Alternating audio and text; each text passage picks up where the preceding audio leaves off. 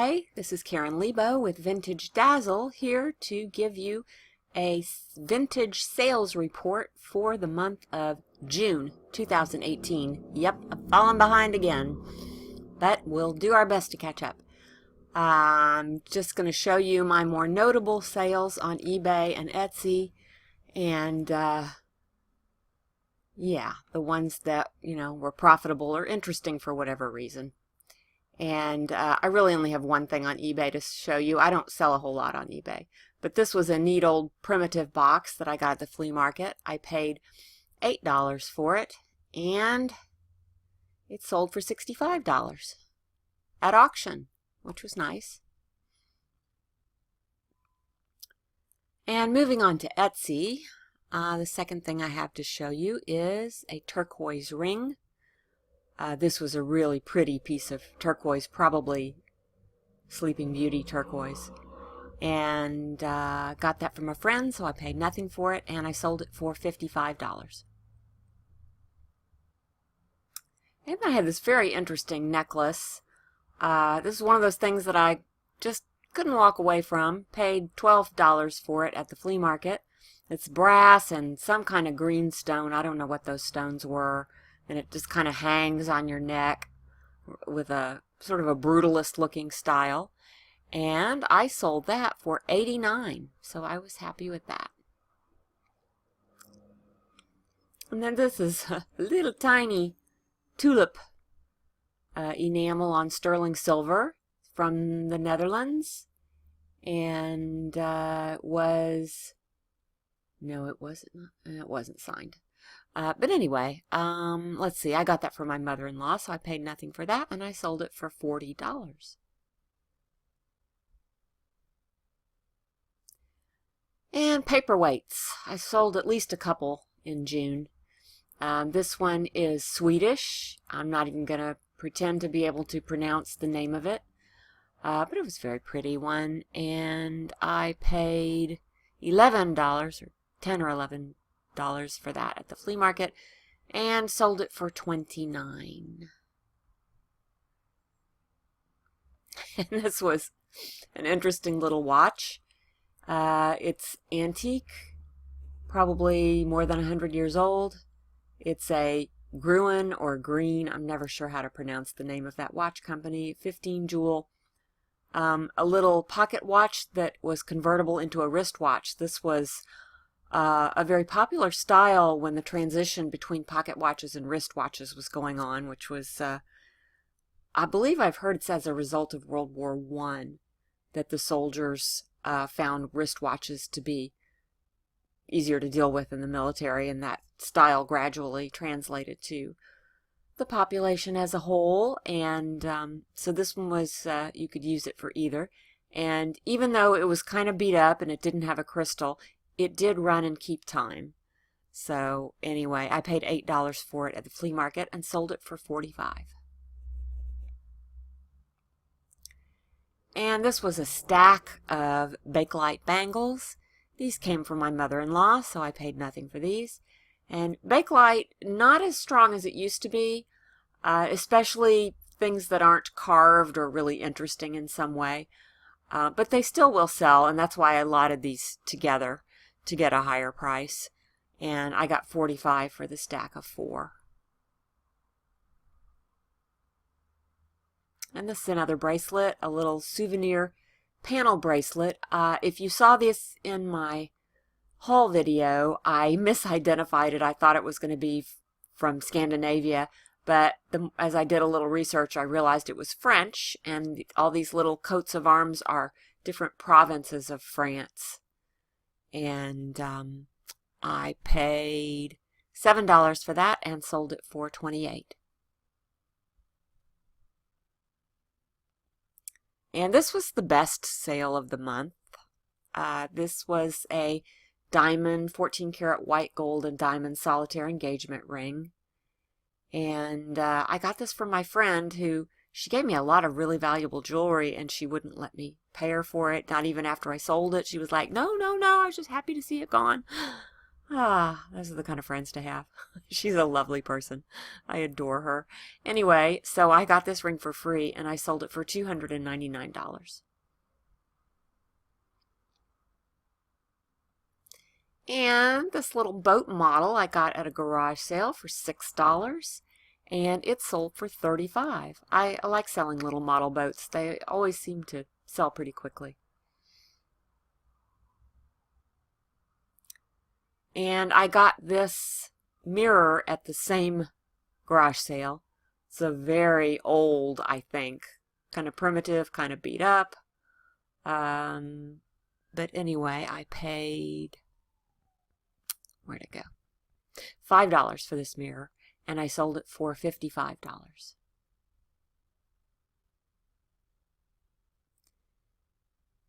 And this little brooch came from my sister-in-law, so I paid nothing for it. It's Mexican sterling silver, little figural brooch of a man in a sombrero taking a siesta with a cactus and a house. It's a very popular motif. You'll see various versions of this in a lot of Mexican silver jewelry. And I sold it for $29.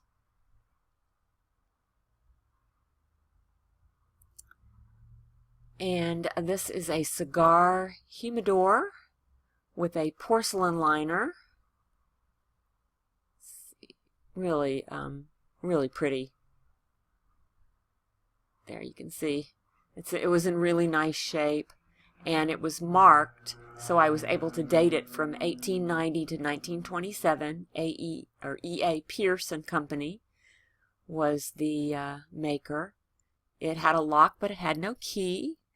And I paid $3 for that at a garage sale and sold it for $85. So that was a nice profit on that one. And this was some Mexican pottery that I got from my sister-in-law. Paid nothing for that. And Mexican pottery, it has to be a little bit special to sell well.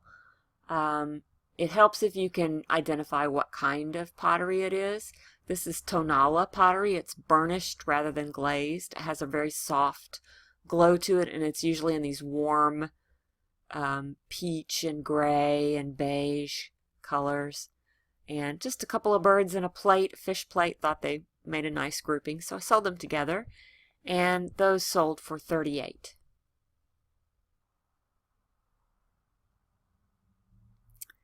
And this is a beautiful glass paperweight.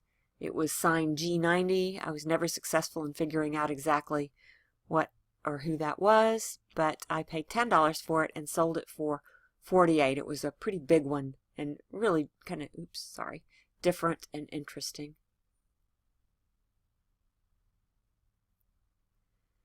And this was an Or Paz sterling silver brutalist ring from Israel, and I'm not sure. I think these might have been sold on a home shopping network. It was a really well-made ring. When I put it on my finger, it was so smooth on the inside. It just felt like butter, and I had to have it. I paid $10 for it and sold it for $38. And these are some cute little glass picture frames with pressed flowers between two pieces of glass. I did figure out who the maker was. It was Wildflower and Company, made in the 1970s. And I paid $1 for these two frames and sold them for $29.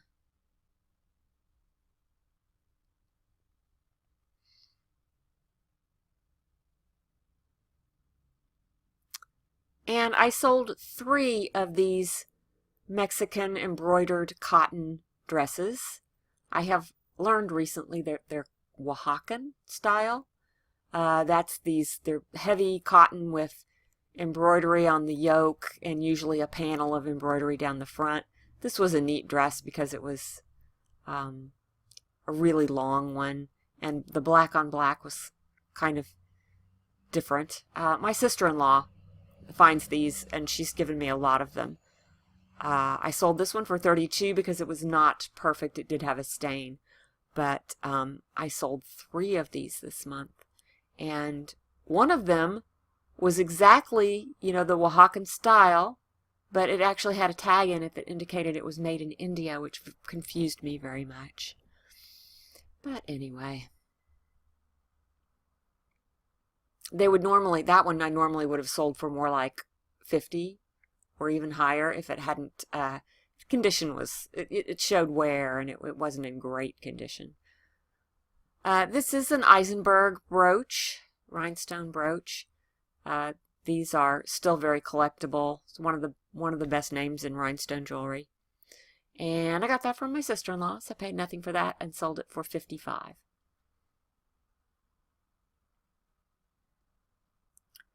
And this was a St. John necklace. I got this at the flea market for $5 and sold it for $72. St. John is a really, really good name. And I could have sold this for more, except it did definitely show some wear. So even in worn condition, though, St. John jewelry will sell.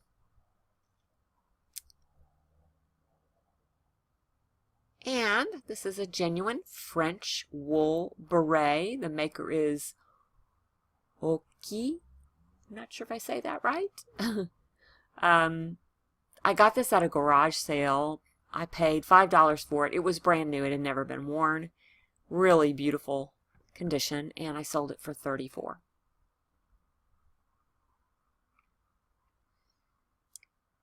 And this is a little basket that I also got at I got this at the rummage sale where my mother-in-law lives. I paid $4 for it. I really like picking up baskets because you can often pick them up for next to nothing. And sometimes they can sell very well. And plus I enjoy doing the research, trying to figure out who made the basket. Is it Native American? Is it Mexican? Is it South American? Is it Asian? This one I was able to figure out is a Native American. Tarahumara, or Tarahumara. I don't know if I say how to say that. But it is a pine needle basket. Things to look for in baskets are really fine weaving. I like this herringbone pattern, and then has kind of a spiral on the top. This is just a little tiny basket, but anyway, paid $4 for it and sold it for $28.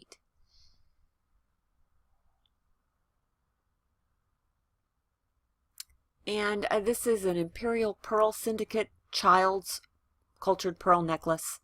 It's like an Atta Pearl, only it's a different brand.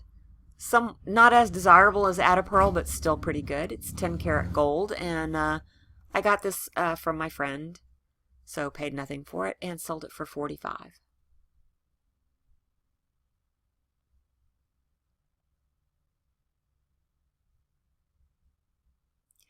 And this is a Victorian Whitby jet hand-carved brooch from the 1800s. I just love this. I just thought it was so beautiful. I think it's the first true real jet pin I've had. I paid $8 for it, but I sold it for $38. And I did want to show it to you so you could see the hardware. See this hinge, this wide tube hinge they call it. That's an indication of true Victorian. It's even a better indicator than the C clasp. But this does have a C clasp. Let's see, there you can see the wide hinge. There's the C clasp, and the long stem that's pointy extends beyond the edge of the brooch. All those things indicate it's true Victorian.